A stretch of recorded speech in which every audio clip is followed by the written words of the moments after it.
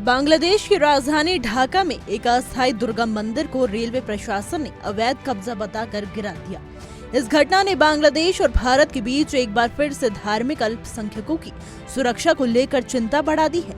मंदिर को लेकर पहले से विवाद चल रहा था और कुछ दिन पहले ही स्थानीय भीड़ ने इसे हटाने की मांग की थी, लेकिन उसके बाद जो हुआ उसने पूरे क्षेत्र के हिंदू समुदाय को झकझोर कर रख दिया है।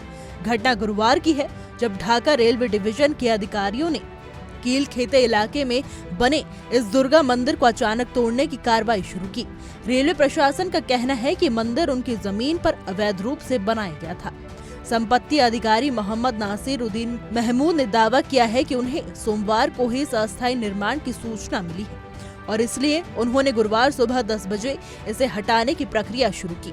लेकिन मंदिर समिति का कहना है कि मंदिर पिछले साल दुर्गा पूजा के लिए अस्थायी रूप से बनाया गया था और तब रेलवे से मौखिक अनुमति ले ली गई थी।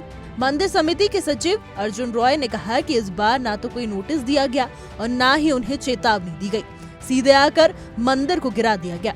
उनका आरोप है कि प्रशासन ने पूरी तरह से एक तरफा कार्रवाई की है। मंदिर में स्थापित देवी दुर्गा की मूर्ति को भी इस कार्रवाई के दौरान नुकसान पहुंचा, जिसे लेकर स्थानीय हिंदू समाज में गहरी नाराजगी है। इस मामले को लेकर भारत सरकार ने भी कड़ी प्रतिक्रिया दी है।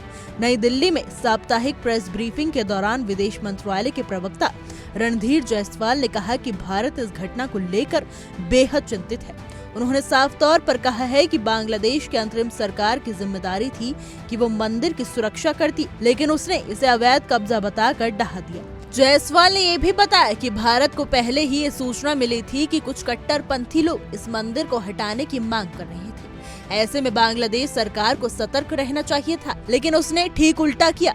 जायसवाल ने आगे कहा कि ये कोई पहली घटना नहीं है जब बांग्लादेश में धार्मिक अल्पसंख्यकों पर इस तरह की कार्रवाई बार बार हो रही है, जो बेहद दुखद है।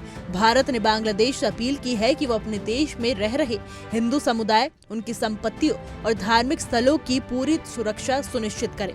उन्होंने इस बात पर जोर दिया कि एक लोकतांत्रिक और धर्मनिरपेक्ष समाज में ऐसी घटनाएं न केवल मानवाधिकार का उल्लंघन है, बल्कि पड़ोसी देशों के रिश्ते पर भी असर डालती है। दूसरी ओर बांग्लादेश की अंतरिम सरकार और रेलवे प्रशासन अभी भी अपने रुख पर कायम है।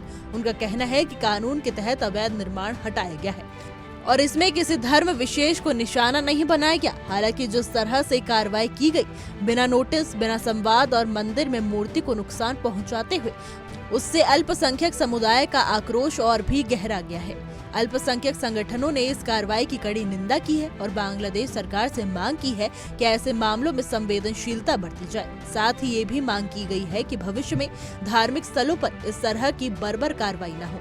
हमारी आज की रिपोर्ट में बस इतना ही। कैसा लगा आपको हमारा वीडियो, कमेंट करके जरूर बताइएगा।